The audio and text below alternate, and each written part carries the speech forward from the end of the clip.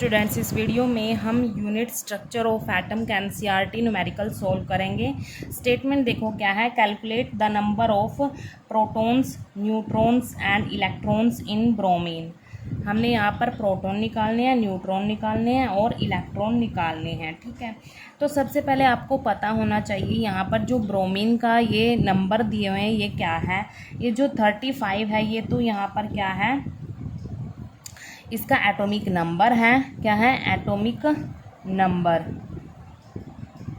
और जो ये 80 गिवन है यहाँ पर ये क्या है, इसका मास नंबर है, मास नंबर। ठीक है, ब्रोमीन का यहाँ पर एटॉमिक नंबर गिवन है और मास नंबर भी गिवन है। अब देखो यहाँ पर आपको एक चीज़ पता होना चाहिए, जो मास नंबर होता है, मास नंबर होता है वो किसके इक्वल होता है? Number of protons plus number of neutrons के इक्वल होता है। न्यूट्रॉन्स, ये फॉर्मूला होता है मास नंबर का। अगर हमें पूछा गया कि मास नंबर निकालो तो हम कैसे निकालते हैं? इस फॉर्मूले से निकाल लेते हैं। ठीक है, लेकिन यहाँ पर तो हमें गिवन है मास नंबर, तो मास नंबर का फॉर्मूला क्या होता है? Number of protons plus number of neutrons. ये फॉर्मूला भी आपको पता होना चाहिए। अब देखो यहाँ पर हमने क्या निकालना है? प्रोटॉन निकालना है, न्यूट्रॉन और इलेक्ट्रॉन। ठीक है, और एटॉमिक नंबर भी यहाँ पर गिवन है। ठीक है, तो यहाँ पर एक और फॉर्मूला आपको लर्न करना है, वो देखो क्या है। जो एटॉमिक नंबर होता है वो किसके इक्वल होता है? Number of electrons equal to यहाँ पर लिख लेते हैं नंबर ऑफ प्रोटॉन्स। ये सारे इक्वल में होते हैं। ठीक है, जितना एटॉमिक नंबर होगा उतने ही इलेक्ट्रॉन्स होंगे और उतने ही प्रोटॉन्स होंगे। ठीक है, तो ये आपको पता होना चाहिए। अब देखो इस क्वेश्चन में यहाँ पर जो एटॉमिक नंबर है वो कितना दिया हुआ है? यहाँ पर जो ये नीचे लिखा हुआ होता है ये क्या होता है? एटॉमिक नंबर होता है। जो ऊपर लिखा हुआ होता है ये मास नंबर होता है। तो यहाँ पर एटॉमिक नंबर कितना है? 35 है गिवन। ठीक है, अगर हमें प्रोटॉन निकालने हैं तो कैसे निकालेंगे? अभी मैंने बताया, जितना भी एटॉमिक नंबर होगा उतने ही इलेक्ट्रॉन होंगे, उतने ही प्रोटॉन होंगे।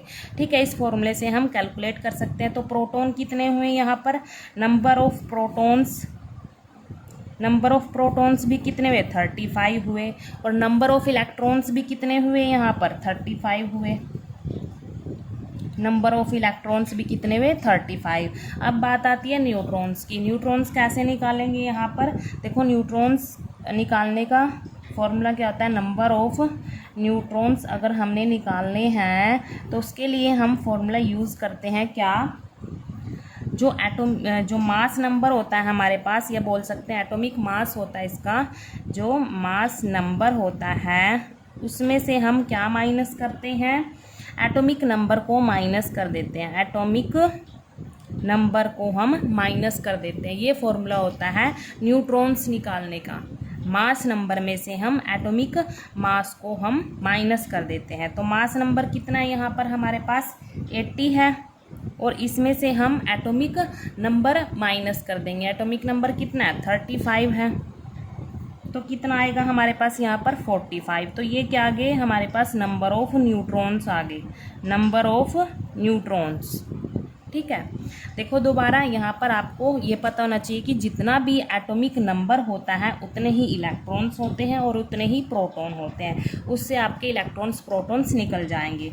और न्यूट्रॉन्स कैसे निकालते हैं? मास नंबर में से, मतलब जितना भी आपको यहाँ पर ऊपर वैल्यू गिवन होगी, मास नंबर गिवन होगा, उसमें से हम एटॉमिक नंबर माइनस कर देंगे तो नंबर ऑफ न्यूट्रॉन्स हमारे पास आ जाएंगे। ठीक है, थैंक यू। तो यहाँ पर जो